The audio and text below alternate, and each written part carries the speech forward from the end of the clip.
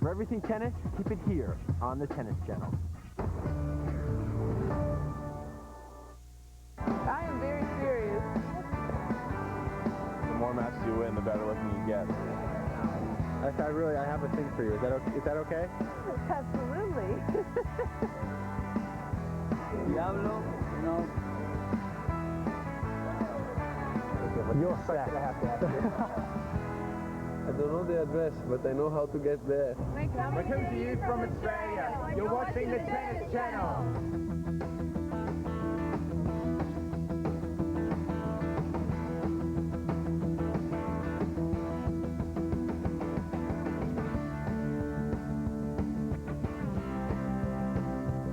Hi, and welcome to this episode of the Tennis Channel's Open Access. I'm your host, Justin Gimelstob. Each month, Open Access will take you all over the world for the top ATP and WTA tournaments and give you a look at the goings-on off the court and behind the scenes. And where better to start than right here in Melbourne, Australia, site of the Australian Open.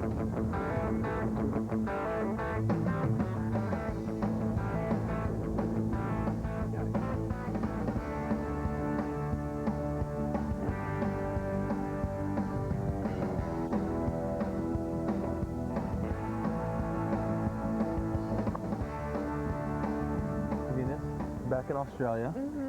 What's special about coming down here in the beginning of the year?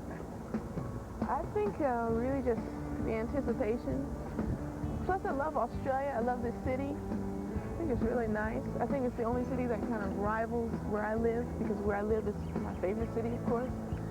And really just getting back in the competition. But sometimes it's hard because you don't always prepare as much as you would as like during the middle of the year, because you're kind of tired from the last year. So good and bad stuff too.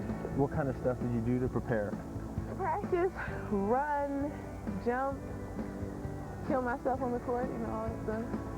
How do you deal with all the other things that go on around Melbourne, the changing weather, the competition for the first time? I know when I play, after taking 6 weeks off, you're not used to playing, and how do you get yourself accustomed to playing again? I try to get myself to really get out there and prepare before the event, but it's hard because since my coaches, my mom and my dad, they can't exactly tell me what to do. So if I had a coach that told me what to do, I'd probably fire them. So it was like a lose-lose situation. I'll coach you. We'd be in an argument every day. That's true. Like the I am really unconventional. You probably wouldn't even want to work with me. Anyway, but we didn't argue. I did what you told me to do. If you told me to cross, I crossed. I couldn't do what I wanted myself to do. No, I was a bad doubles player, to be honest. Okay, well, since we're broaching this subject, would you say that our 1998 mixed doubles championship here was one of the highlights of your career? Definitely. You really don't understand how excited I was. And then when I came home with the plate, my dad grabbed the plate and he looked at it. He was like, you got it tied up. And he was so happy and he gave me a hug. And that was awesome. Thank you very much. What about your fashion? I know that you're. Yeah, I love fashion. And I'm not talking about going out and buying stuff, because that's easy. Well, any woman could do that. I know, hey. But in general, I love design. I just love design. I'm creative. I'll wake up at night, when you're just falling asleep and you have an idea and you have to get up and write it down and sketch it, and I hate that because I'm lazy. The other things I ever feel like I need when I think about the water or juice or something. Well, you actually have your own company and everything, don't you? Yeah, but that's interior design. I have my own company. And do you do condos? So I got a condo that could use a little work. If you're serious, of course. I'm serious. But see, I don't do all the work. There's designers that work off. Exactly. I mean, I can't be in Australia and work and get things done, but they're very good. So if you're serious. My girlfriend thinks my taste is pathetic. It could be. Now I got a question. So it's kind of like a Courtney Cox, David Arquette thing. What do you do if your significant other has a totally different taste than you do? What would you do? Get rid of them. Get rid of the significant other? I'll tell you said that. No, I guess you're supposed to compromise, right? Yeah, I don't know how to do that. Are you good at that? No. No? No, if you get married, that's when you're supposed to compromise, right? That's what I'm told. That's what I'm told. What about the men of Australia? What do you think about the men, no comment. No comment. I mean, I only talk to Shane about this stuff. I can't just get on TV. Understandable. About That's that. understandable. You can't get That the would be scoop on the crazy. tennis channel yet. Maybe I know, but we're regular girls. We go crazy. We like to. It's more fun to laugh and giggle and joke about it than to actually go after it, because then it's not fun anymore. I've always enjoyed the chase, but I don't know. Then you find out they're kind of weird and it's not as much fun. we're at the official HB player meeting. Behind these doors are all the players that are going to be competing at the Australian Open this year. We're going to try and catch up with a few of them, see what they have to say. I've known you since we were very young, and you like to have a good time and do fun things. You like to surf and stuff. Is there anything in Melbourne that you enjoy doing in particular? I have done many things here. As I say, I haven't played so much, so I've been in the beach in the past years. I've been around the city in many places. I think that Australia is a place that you feel the freedom a lot, the nature. You have this atmosphere everywhere you go, because it's still a country that's a lot to grow. So when being around, I like the Australian people too. It's just myself. I don't adapt too good my game, but the rest is perfect. Well, not yet. Any good Brazilian restaurants? Brazilian restaurants, we've been in churrascaria here many times. I don't know the address, but I know how to get there. Good meat they have there? To the left, far to the right, to get there. Great meat, Brazilian music too, caipirinhas. You can find many good things. We'll go party hopping when Open Access returns. Stay tuned for more Open Access.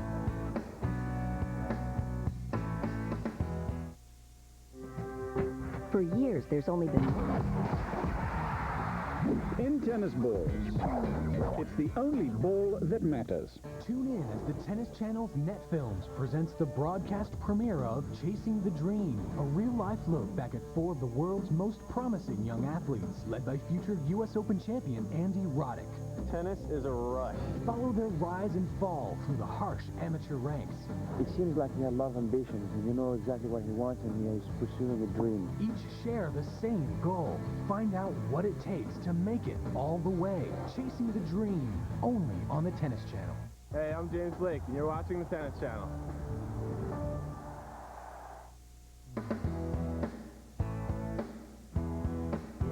We're back at Open Access. We're at the Australian Open Prince Player Party. We have a lot of familiar faces here. We're going to see who we can catch up with.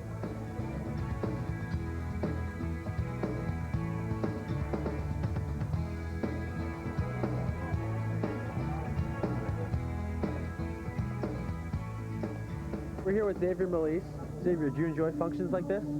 Yeah, it's pretty nice. Something different at the zoo, you know, but it's pretty cool. But yeah, I've done a couple with Prince, and it's been pretty good. And in general, do you enjoy coming to Australia, starting the year here, playing here? No, I just love Australia. I think the people are great, the fans are great, and you know, they understand tennis, and it's so much fun when they watch. So no, I think that for me, this is one of the best months of the year. Well, first thing I'd like to go is to Chapel Street and go shopping.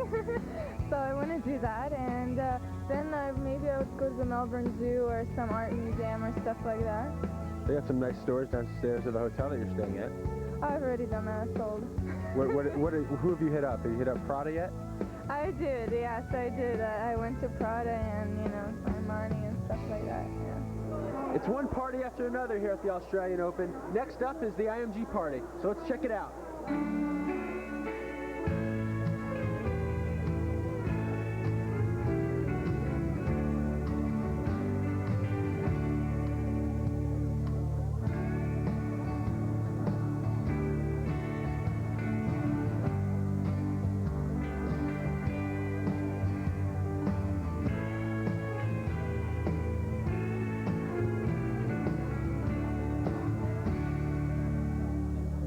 There's some interesting things at the party. You have some pig. Are you going to eat any of the pig? Yeah, I do it. So I like also the tattoos, you know, and I did it once. So let's see, what kind of tattoo did you get? A good luck charm for the tournament? You know, I think it's like Diablo, you know, it's to... The devil. Yeah, the opponent watch this and, you know, maybe it's going to scare it a little bit. So that's going to scare the players and will lead you to a championship here in Australia? Maybe, who knows? We're here with Daniela. Daniela Hanchukova, what is it? So easy, Hanchukova. Hanchukova, there you go. You have it once and for all. Daniela, you're so beautiful. I have a thing for you. Is that okay? Do I have a chance, or what do you think? Well, what else can I say? I mean, sure, it's fine. She likes it. See, I'm in there already. Daniela, what do you think about Melbourne? Do you enjoy playing here? Oh yeah, I love it. I mean, this is my most favorite part of the year, and I always love coming here to Australia, so it's great. We're at the Wilson Tennis Party at the Kooyong Tennis Club, where they used to play the Australian Open.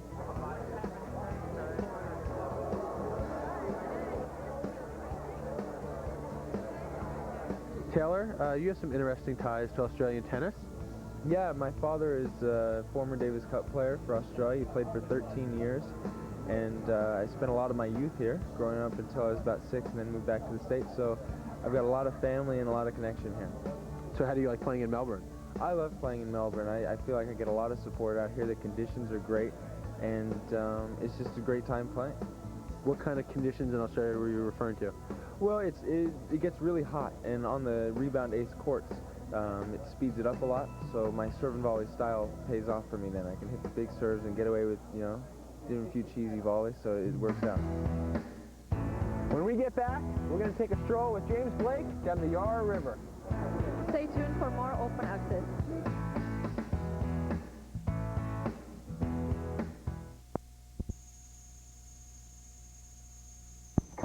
In the middle of 96, won the Olympics. That was his goal of 96. And then 97, when he kind of, you know, fell to 140, the thing that, you know, I never was as worried about as people were, he didn't get to 140 because he lost his game. He got to 140 because he kind of lost his desire. And he wasn't practicing that much.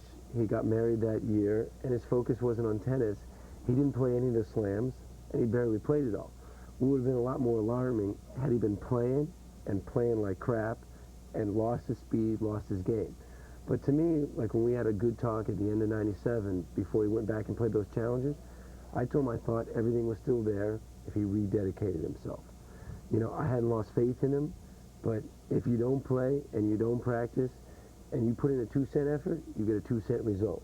If you work and get back to where you want to be, it'll all come back. All right, we'll continue with Brad Gilbert. When we come back, we'll ask him about the majors, the big ones that Andre was so good, and also why it ended between Brad Gilbert and Andre Agassi. We'll be back on center court in just a moment. How did you prepare him or work with him for those as opposed to other matches?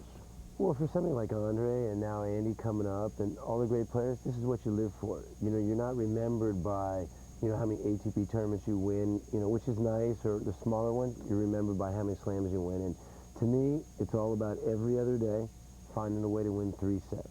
In a big draw like this, you don't play 127 other guys. Just every other day, you got to scout for one guy and get ready. Sometimes they're tougher than others, sometimes easier, but just on that day, don't take anybody for granted and just go to battle zone.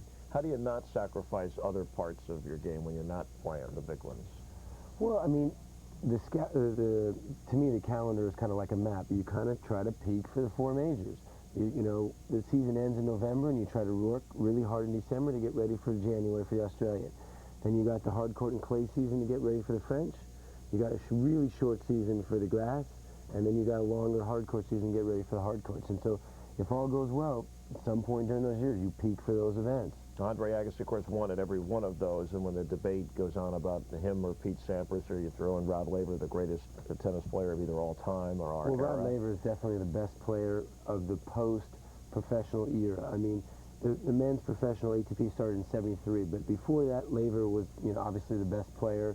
You know, but it's hard to compare like a 1974 Steelers with the 2003 Tampa Bay Bucks. It's only hypothetical. But in the last 30 years, in my mind, in the open era of tennis, I mean, Pete's definitely #1 and Andre's #2. I hate to admit that, you know, because I actually thought Andre was a better player, but Pete got the better of him in 4 or 5 slams, and he won 7 Wimbledons and 5 Opens. I mean, Andre won them all, has 8 slams. But if he won a couple more of those head-to-head and slam finals, I'd have to say Andre was better.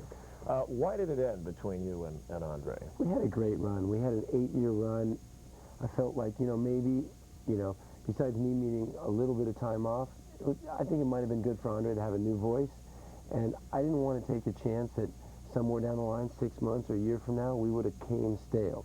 And then if we would have come stale, maybe we would have ended on bad terms. But we walked away feeling great, and I'm feeling great that he's still doing well. Well, like a relationship, somebody has to start the move first to break up. How did that work here? We went to breakfast one morning after we came back from Australia when Andre had hurt his wrist, and we just were kind of talking about things, and it just kind of came up. And then literally, instead of having it come up, and who brought it up first? You remember? Not really. Yeah. We were just kind of talking about what we were going to do upcoming and where we were going, where we were headed, and just kind of came up. Was it difficult, or was it a little odd? I mean, to get used to. I mean, because you guys were so good together. Yeah, you know what? Living in the past, fretting over things doesn't help. Sure, you're sad about it, but we went out on great terms. He was still 3 in the world. We had a great run. I was happy that he was doing well. Maybe he needed that. How much do you use of what you learned with Andre Agassi now with Andy Roddick? Well, give me a percentage. Half of it, 20%, or is it entirely different? Well, they're different guys. Their games are different. I can talk about some experiences, some big matches, but no, I don't really coach thinking, okay, this is what Andre did. Andy, you should do this. That's not fair to either one of them.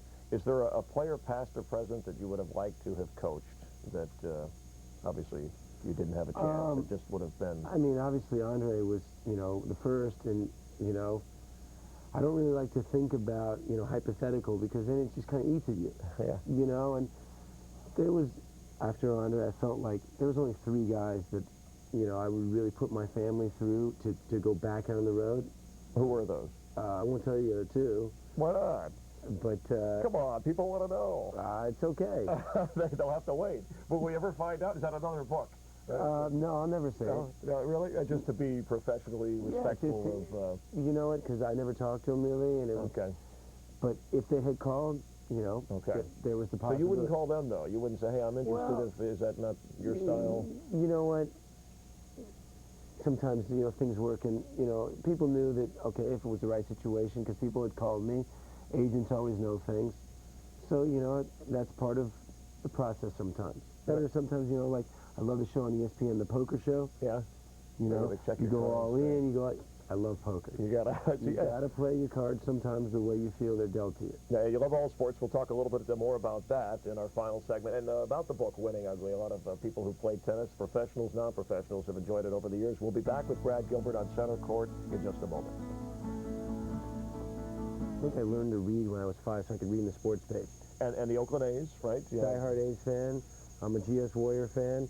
Hockey I struggle with a little bit, but I am a Sharks fan. Do you study the sports, or are you still a fan? I mean, it's somehow relating them to your coaching and... part of me, besides being a fan, I always like to think about what coach is doing to other coach.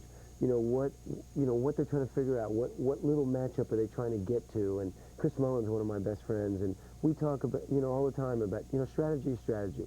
And one of my favorite strategy sports, bar none, is the only other sport that, besides tennis, it's one-on-one, is boxing. I love boxing because it's the same thing. That's that one. You're trying to figure out something that someone else is trying to figure out, and that's the ultimate in strategy, and that's the way I try to think about tennis. Do you have any coaches that you really admire in the sense of, hey, I'd like to coach like him and what I do? I mean, to me, like, the pinnacle is John Wooden. I mean, because I can remember watching a lot of those teams, when I was a kid. And everybody says how easy it is to coach with great talent. If it is, then everybody would do so good. Right. But in your sport, it's an individual game. Do you use you and the player as the team? Yeah, we're definitely, it's 2 men. And, I don't want to compare them to anybody. Every year's a new year, and you try to get better. And if you try to get better, good things will happen. The book, Winning Ugly, very popular. What caused you to write it? You must be very proud of it. I did it 11 years ago. Actually, before I started coaching Andre, I was at the San Francisco Tennis Club, and a guy came up to me, and he had this idea that, he's got to bet him $100 that his friend was trying to get a book published, and he couldn't get it published. And he happened to walk down on me on the court of San Francisco Tennis Club, and he goes, I bet I can do a good story on that guy. And he'd never written before. I said, really?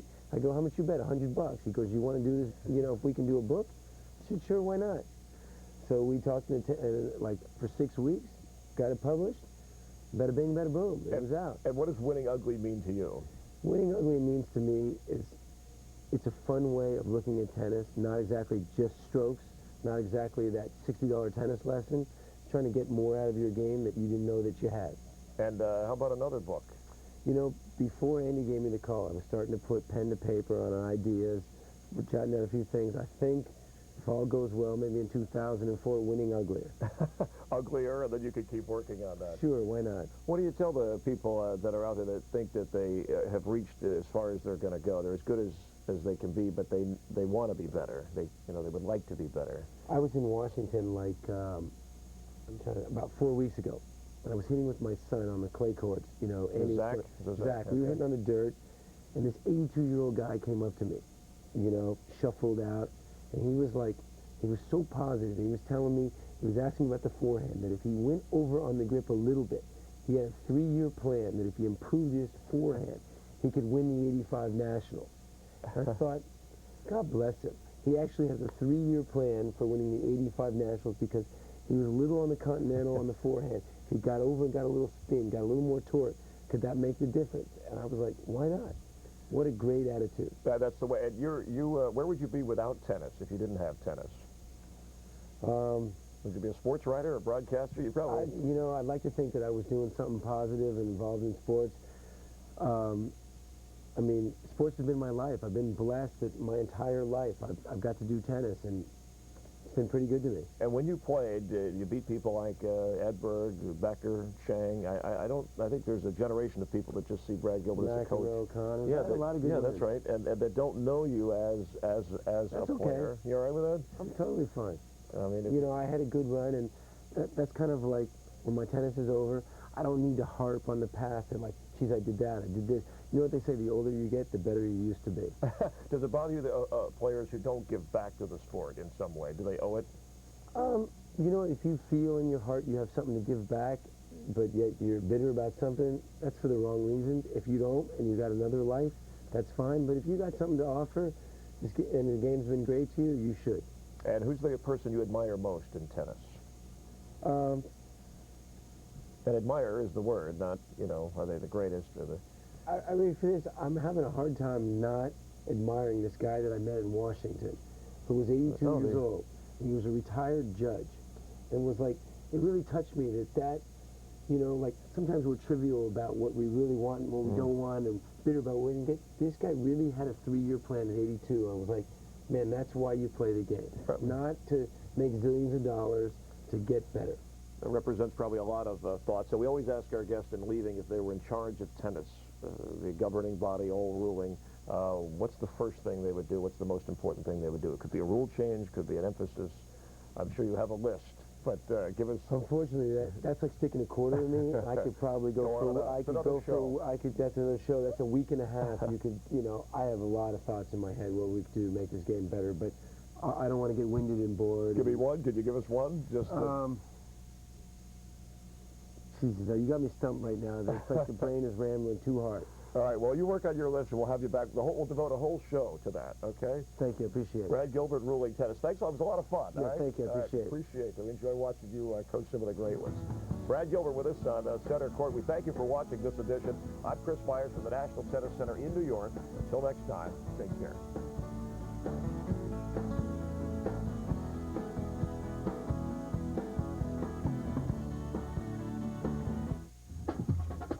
Hey America, we're fired up. There's finally a channel devoted just to tennis, 24/7, all the time. An adoption in a zoo like this doesn't mean it's your cat. That's why I don't trust this one that much.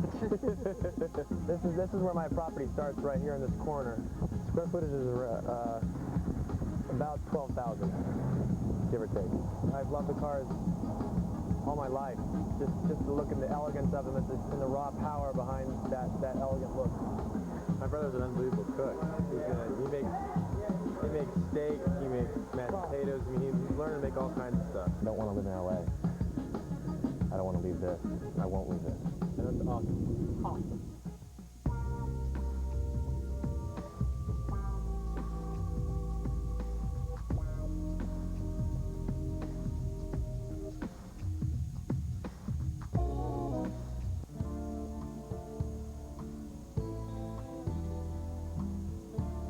I'm building my own house, and that's going to be a place for me, but then it's always nice to have a place for everyone. Right now we're on our way to my house, which is just close enough, but just far enough away from my parents. 5 whole minutes it takes to get there. This is where my property starts, right here in this corner. I have all this. This is actually endangered wetlands that comes through here. Not a ton to see, but you can give you a good idea of what it's going to be eventually. Now, I'm not sure if we're up to code on everything here, so be careful. So. No. Can we just do 10 minutes real quick? Well, we'll be 10 minutes. We'll be out of here. This is going to be the master bedroom of the house. You have to have a lot of, bear with me, have a lot of imagination while this house has been built, but master bedroom, and there's going to be a big deck, wraparound deck around the front, whole back of the house out here. Don't know where I'm going to put the bed yet, but got a big closet for all my tennis stuff and other clothing. Bathroom, big jacuzzi tub. I think the girlfriend will like that, I hope. This is going to be just a library / office.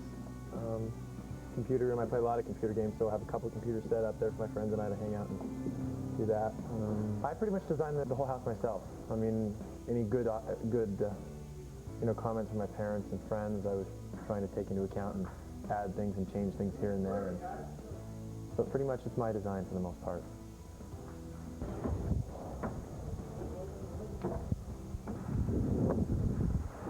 This is the loft area up here. Square footage is about 12,000. We had some heavy rain the other day, so the downstairs is a little dirty, but have to deal with it. The whole basement's kind of all designed around just hanging out and having fun. Right where we're standing, I'm gonna have a pool table. I'm gonna have a big bar that divides this room in half, pretty much. TV room, another wet bar here with a bunch of seating. TVs, just fun stuff in here. I'm gonna have a weight room in here. And one of my biggest things, I love going to the steam room after I've had a good workout, so I'm going to put a steam room in the corner of this part of the house. Arcade games on one side, another side can be a theater room with full three tiers of seating for actually in a big projection TV, which would be pretty neat. My goal is to have Christmas in this house. My mom has 6 sisters and 3 brothers, and I have, I think, 32 cousins. So our Christmases are huge affairs, and we all get together and it's a great time. So it'd be pretty neat for me to have it in my house and have my family out here and entertain everybody.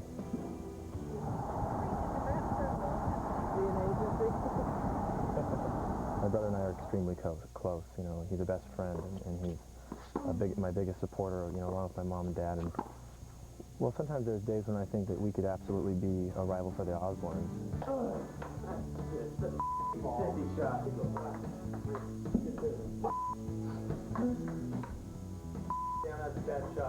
You know, we have those days where it's just like, whoa, if you had a camera out here, this would be great TV material. But then, you know, those days I relish as much as the ones where we're all having a great time together. Trying to make a little sauce for the steaks here. At the same time, trying to make some chicken and mashed potatoes. I'm an okay cook on doing one thing, but it's tough to multi-purpose. We'll see how it turns out. This is a vat of potatoes. My brother likes mashed potatoes, so I made a few. My brother's an unbelievable cook. He makes steak, he makes mashed potatoes. I mean, he's learned to make all kinds of stuff. I think it was like 12. We put a couple back. Better than y'all, right? Oh yeah, this is my new Ralph Lauren, apron. He's learned to make all kinds of stuff, and hopefully maybe he can learn the secret of soufflés, Roy's soufflés tonight. My potatoes here. Put a little bit of sour cream, a lot of butter, a lot of other spices, some garlic salt, and some Johnny's seasoning, and then a little bit of lemon pepper. We'll see how it turns out, you know? Steak? Good. Let's see. Shake. Good dog. Yeah. On for a little while.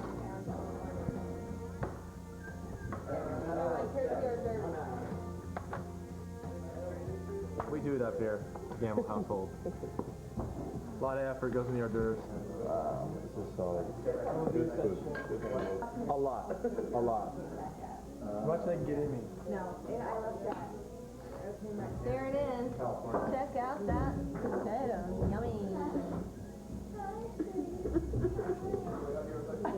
Pretty good. Don't break anything in there, okay? I don't need clubs, the nightlife, as much as some of other people do. I feel like just having friends over to the house and doing that kind of stuff is more important to me. You guys should do commentary like Pat McEnroe. You know, wanting to help endangered cats and endangered species all my life, an adoption in a zoo like this doesn't mean it's your cat. It simply means you try to help feed them and take care of them. That's why I don't trust this one that much. Type, this is one of the quintessential cars a classic car person can want. It's been voted like the most important car to ever come out of England, one of the most important sports cars ever made. Like the Audi A4 1.8T, the Saab 9.3 Sports Sedan has 4 doors. But that's where the similarities end. The Saab has more horsepower, more torque, and more cargo room. The Saab 9.3 Sports Sedan. Welcome to the state of independence. Right now, get 0 down and 0 due at signing during the Saab Sign and Drive sales event. Ends March 1st.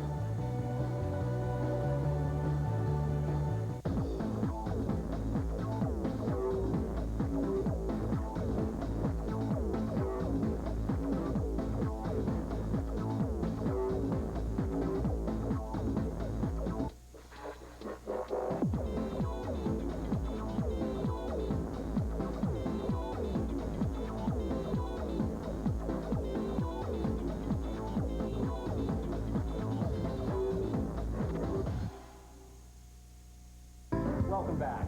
I'm here in this 19th century Victorian with new owners Mike and Shannon Boyd. Hi, Ted. We just fell in love with its charm. Yeah, it's charming. Unfortunately, the roof leaks, the foundation is crumbling, and there's significant termite damage. But I do have good news. I just saved a bunch of money on my car insurance by switching to Geico. Hey, we need to talk about your electrical. Whoa. Yeah, we're going to want to fix that. Geico. 15 minutes could save you 15% or more on car insurance. It all begins here.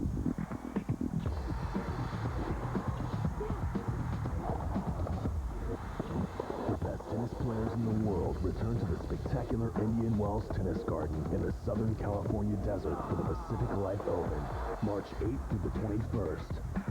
For tickets, call 1-800-999-1585 or visit PacificLifeOpen.com.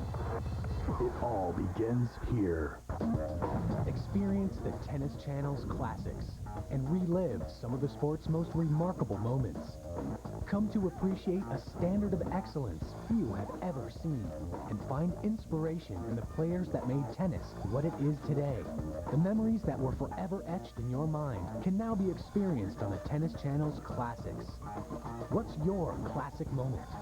The Masters Cup Madrid Classic, Lopez versus Agassi, brought to you by Viagra.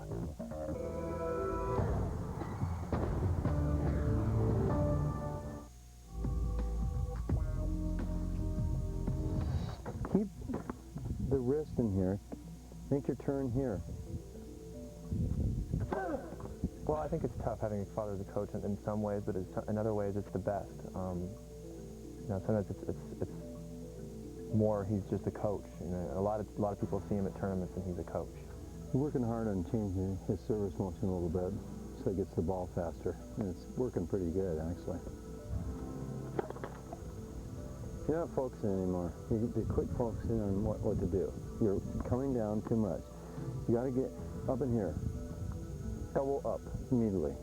Yeah, that's the way I want it to be when I'm in a tournament. He's the coach, and that's what people see, and they think, oh, maybe he's an overbearing guy. No, you're not doing it at all anymore. No, you quit doing it. You're back to your old style. You're exactly on the old serve now. You quit going up. You know, I need an intense guy in my face helping me, you know, to get better and telling me that I'm not doing things right. Leave the elbow, and you drop the racket here, and it's there. What you want to do is keep the elbow, keep the racket in here, and go turn with the racket not dropping down and the elbow up, because that's when you're going to serve good. When we're home, it's more he has fun, we goof off, and we have a good time, and he's more of a dad. Which does a cat like better? Me. You? What is my cat? You know, if people don't see that, it doesn't really bother me. You know, it's just the way that it's worked for us, and it's the way we've made it work. Yeah, the first thing you should see is your racket going like this. Your racket should be right here. You can too see that if you focus. You know where your racket is in your hand, for Christ's sake. Come on. That's the biggest out wide serve you've hit ever since 2 years ago, 3 years.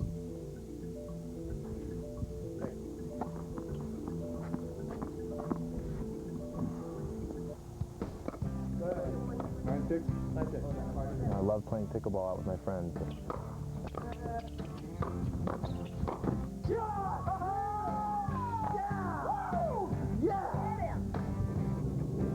love being on the lake, just being out here. You know, whether it's wakeboarding or jumping in, going out in the boat, and we just hang out. You know, just being a kid, which pretty much I haven't quite grown up. I don't think I ever will.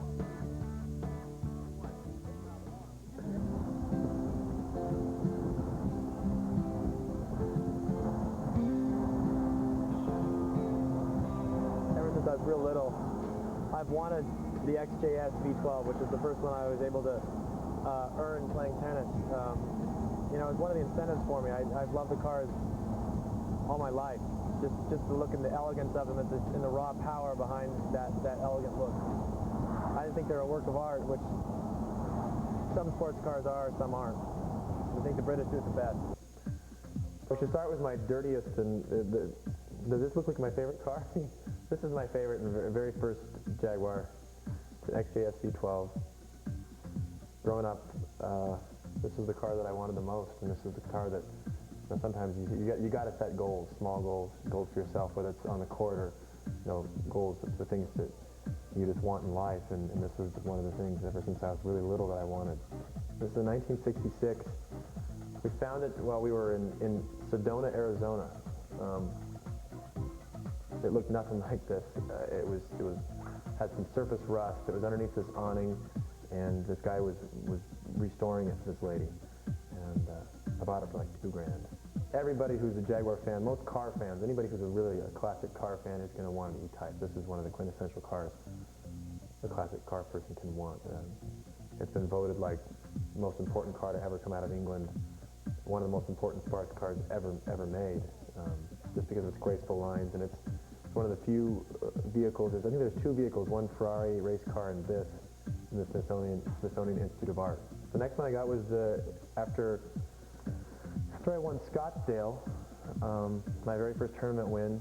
I felt like I should reward myself in some way, and I was in Palm Springs playing in the Indian Wells event, and picked up this XJR when I finally had a chance to get my hands on an XJR and sprung for it. The XKR convertible. It's a 2000, and when you're a big fan of a car marquee like that, like I am, I even get jealous of other Jaguar owners if they have something that I really want. And when the XK first came out, everybody was saying how much better it was than the XJS, and whether, you know, there's people that disagree and people that don't.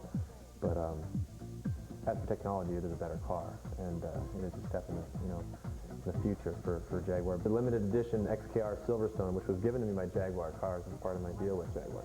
They only made 50 coupes for the world, 25 for the States, and 25 for the rest of the world. So it's pretty unique.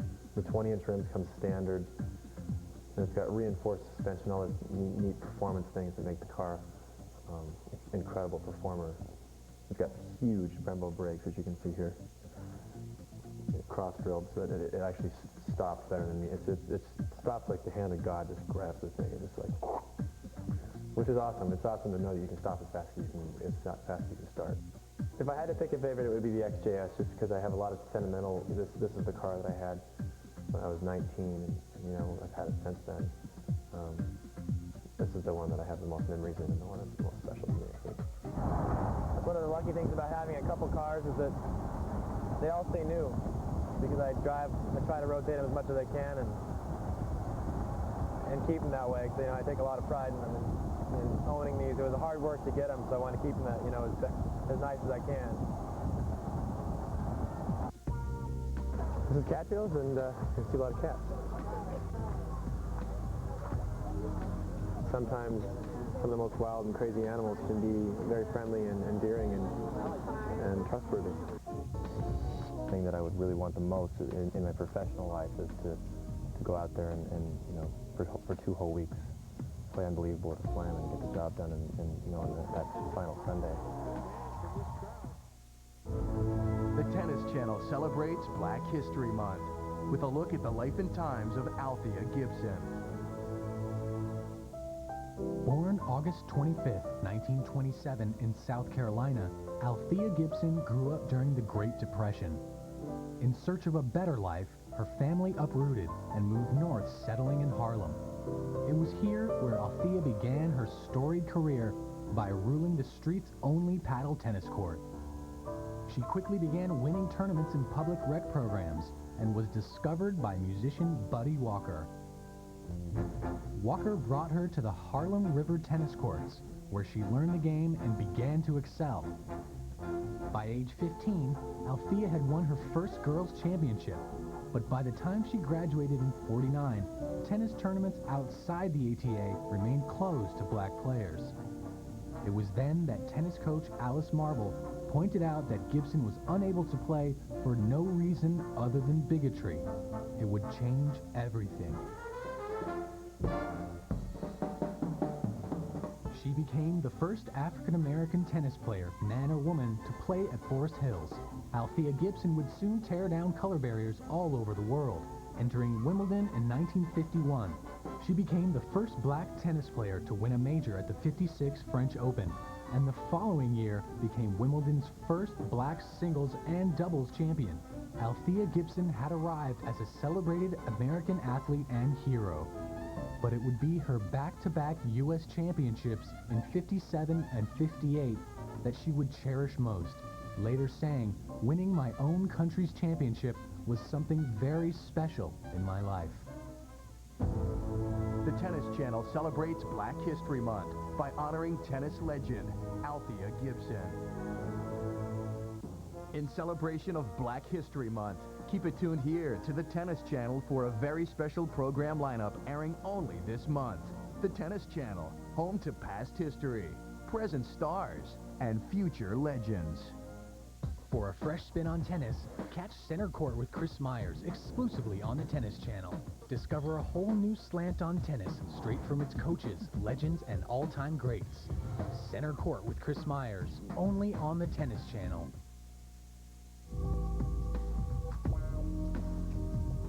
I saw the Fleetwood Mac concert 3 times this year, so I can't be griping or anything about it. It's my favorite band, but I would go again. I'll fly. They're the only band I would fly to see. I'll fly wherever. Well, it's the whole band that I really want to meet.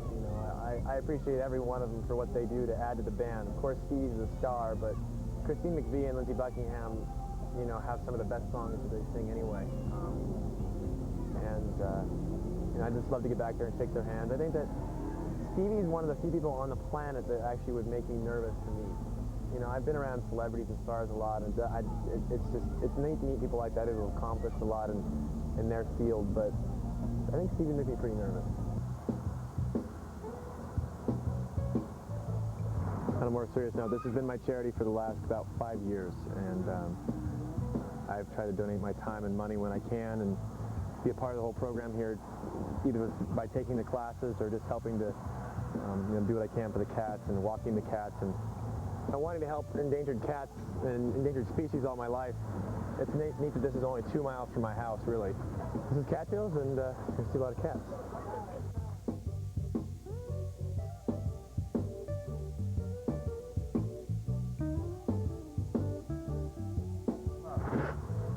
Hey. Hey, how you doing? Good. How are you doing?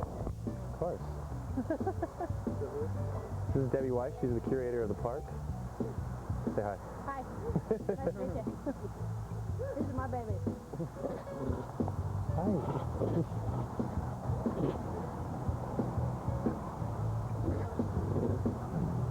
That sound they're making is called a chuffle, and it's basically what a tiger does when it's happy. It's just like a purring cat.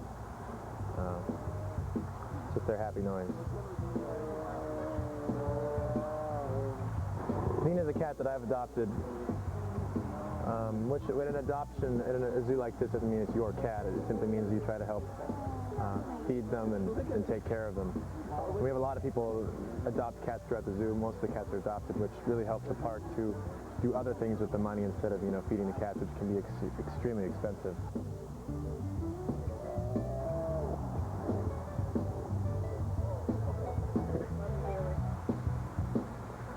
The white tigers I've had a lot less hands-on with, and I didn't have the time.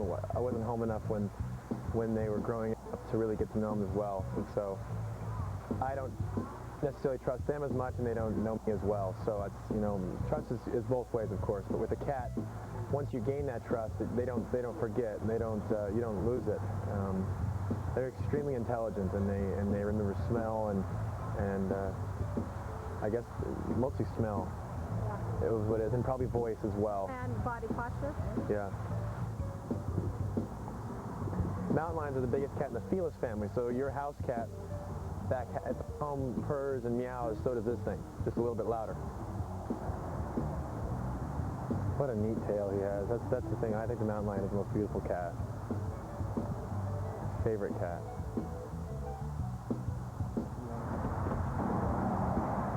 Good boy. Lay down for me, please. That's excellent. Okay.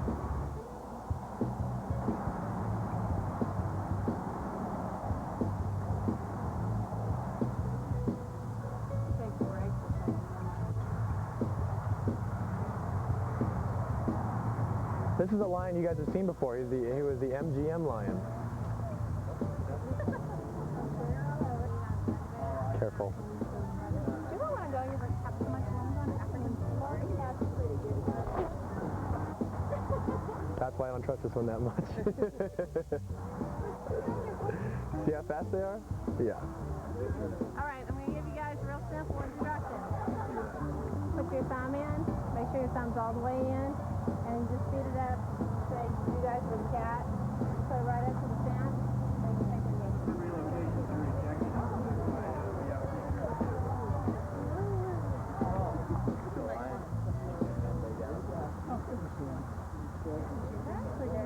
Hopefully my friends are more educated about cats after coming here, and seeing that sometimes some of the most wild and crazy animals can be very friendly and endearing and trustworthy.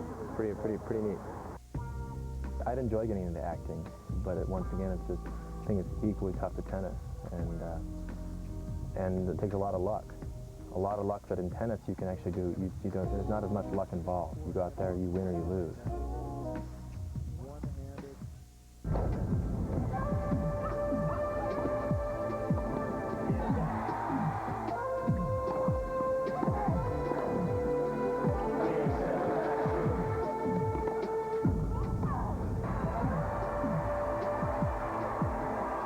The 20th NASDAQ 100 Open, March 24th through April 4th in Miami. For tickets, call 305-442-3367 or visit the web, NASDAQ-100open.com.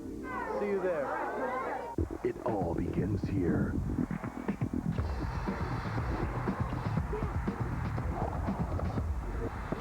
The best tennis players in the world return to the spectacular Indian Wells Tennis Garden in the Southern California desert for the Pacific Life Open, March 8th through the 21st. For tickets, call 1-800-999-1585 or visit PacificLifeOpen.com. It all begins here. Need more tennis? How about 24/7? ATPTennis.com. News that's hot, on and off the court. Want draws, scores, and player profiles? It's all there. Find TV times and links to tournaments worldwide. Want some courtside seats? Or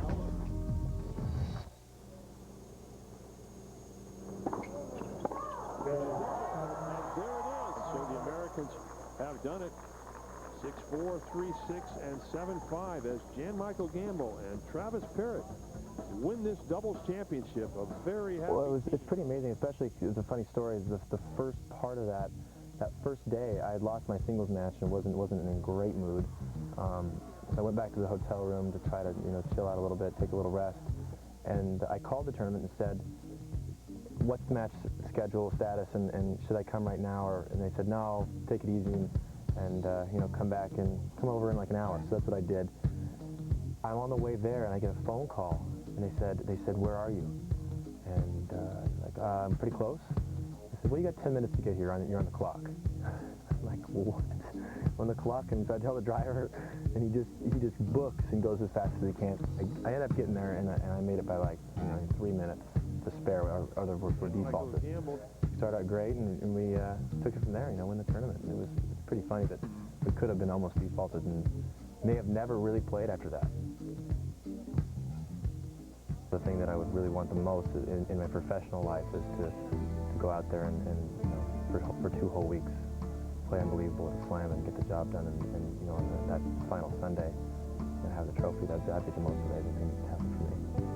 Well, I think when tennis is over, I'm going to have to make a decision on what I want to do. I haven't really decided that yet.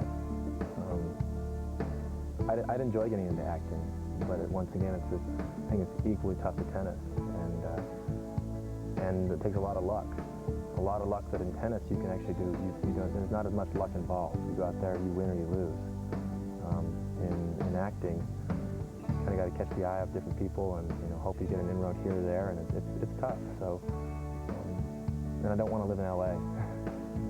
I don't want to leave this. I won't leave this. So, I have to make those decisions then. Hi.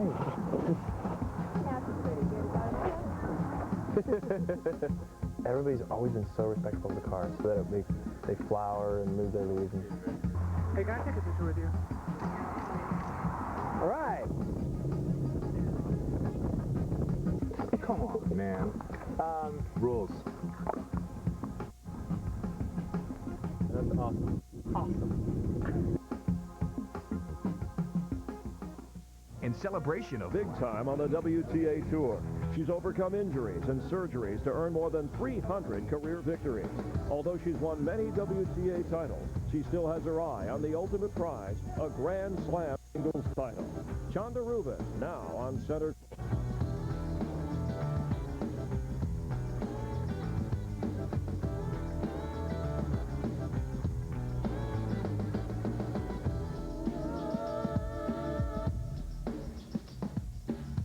Hi, I'm Chris Myers, and welcome to Center Court. Thanks for being with us.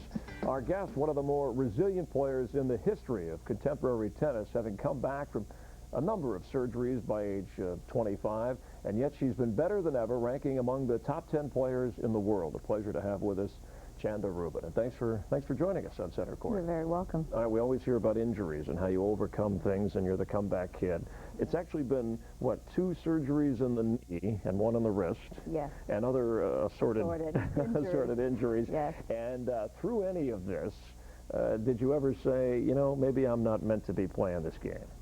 I wondered, definitely with the first surgery, because I didn't know what to expect, and it was my first major injury. I'd never been out of the game, and I never had to pull out of tournaments for more than a week or maybe 2 weeks. So it was definitely a difficult time, and you just never know also with surgery how you're going to come back. And with my wrist, it was my right wrist. So that was a big part of my game. My forehand was one of my strengths, and so that to me was career threatening, and I was just happy to be able to come back and play. Was it an advantage once you had gone through it once, then the next time you say, well, at least I kind of know what to expect? It can be. I mean, in a way, I did think that, but it's never really easy. I mean, when you're contemplating a surgery, and with the knee, again, I mean, it's something that you just never know how it's going to be after somebody goes in and messes around with it. If it's cartilage or if it's meniscus, and you know, how everything is going to work when you come back, and if it's going to fix the problem, because, you know, we take a lot of wear and tear in tennis, a lot of hard court play. Yeah, and mentally you have to, you kind of want, am I still going to be able to do what I did before? Yes, or am I going to be as quick? Am I going to have, you know, the same movement, the same burst, or, you know, is this going to continue to cause me problems even after the surgery? So for you, though, one of the bright moments, Manhattan Beach, winning that tournament where you take out Serena Williams and Lindsay Davenport, right? That had to be some great names, and then winning the event, you say, hey, it's worth it all. Absolutely. It was, you know, probably the best week, I would have to say, with back-to-back wins, with, you know, first beating Serena as the #1, and then had win over Jelena Dokic in the next round, and then Lindsay Davenport in the finals. And, you know, winning it after having, you know, the best win of my career, winning the tournament was just so much sweeter, because a lot of times you can, you know, have a great match and then come back, be a little bit flat, or, you know, just not be able to capitalize. So I was really happy and excited, and, you know, worked hard that week. Yeah, and your hard work is part of what you're all about, which we want to talk about, the work ethic. Talk about your game going up against Serena Williams and her game, and how you're able, because I also remember the U.S. Open, a great match against Venus Williams, yes. One that you didn't win but certainly could have, and so I think the fans will be interested in your style and how you play the chess match. I try to really be aggressive. I mean, I'm not one of the bigger players out there, but I can hit the ball, and I've always liked to be on the baseline and hit out on my shots, and in particular use my forehand to really open up the court.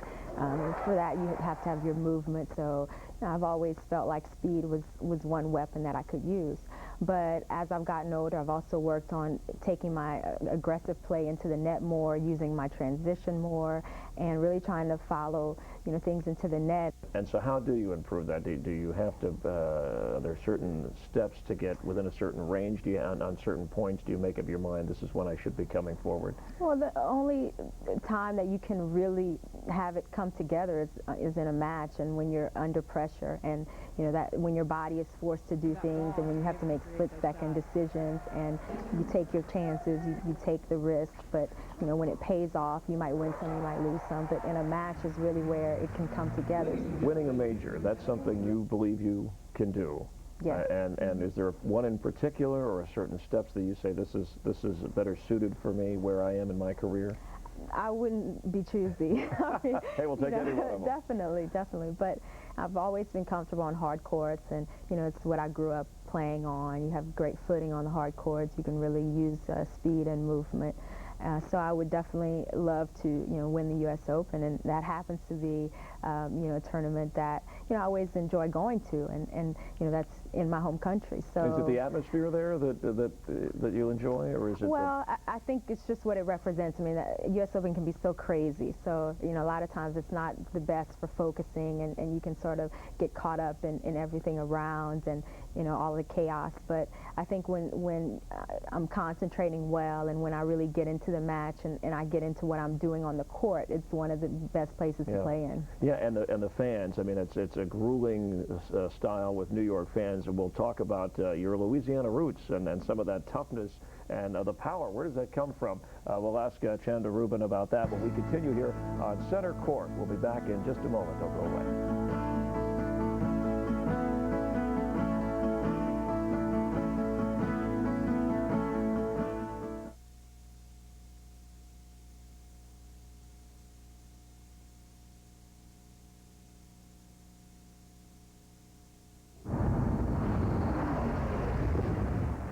Wow. Well said. The 260 horsepower SRX V6 performance utility. Cadillac. Breakthrough.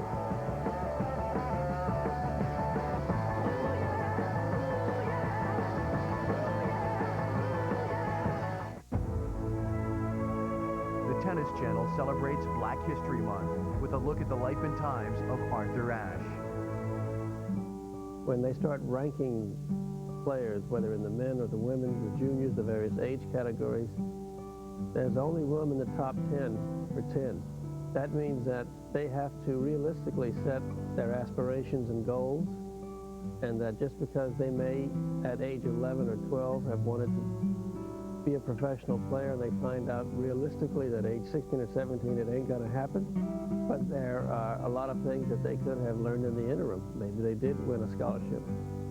to a college. And maybe the college is, say, as good as a place like Penn or Stanford or UCLA or Columbia. The Tennis Channel celebrates Black History Month by honoring tennis legend Arthur Ashe. When playing tennis, there are three basic elements of the game that you must always remember. You move your feet,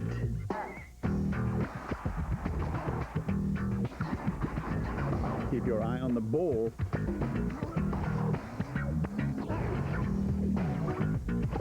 and always play with pen. Pin tennis balls. It's the only ball that matters.